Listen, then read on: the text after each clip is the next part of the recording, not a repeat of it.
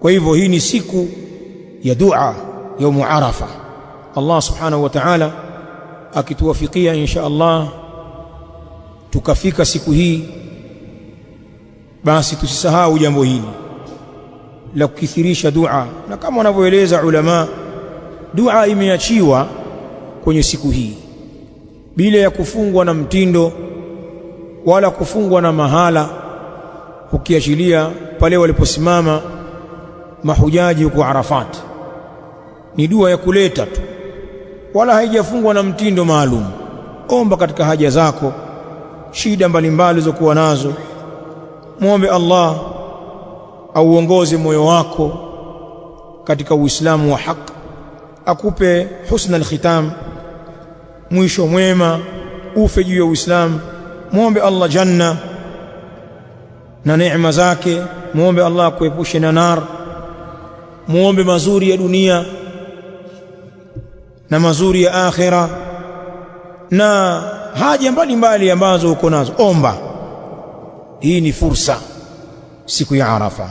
Ndio Sheikh anasema falyahris almuslimu ala ad-du'ai fi hadha al-yawm al-'azim, na afanye pupa muislamu, afanye bidii ala ad-du'ai, juu ya dua, fi hadha al-yawm al-'azim, katika hii siku iliyokuwa kubwa, siku ya Arafa.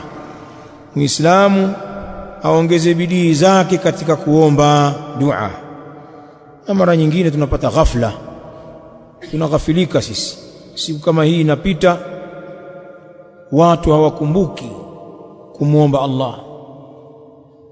Mtu mwingine ikapita siku yote hii, hakuna hata dakika mbili alizonyanyua mikono yake akamlilia Allah, wala hajaleta dhikri yoyote, sio adhkari za asubuhi wala za jioni, wala si dhikri yoyote.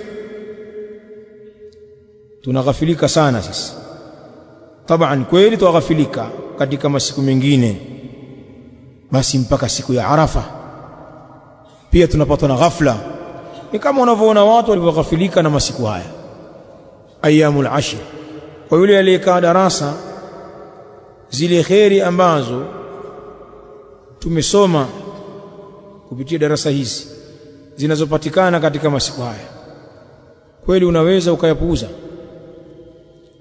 Utaona ile bidii kwa mtu, kwa kuwa ni siku za aina yake. Basi ni hivyo hivyo siku ya Arafa kwa watu wasiofuatilia mambo, hawana maarifa kwenye dini yao, si watu wa kusikia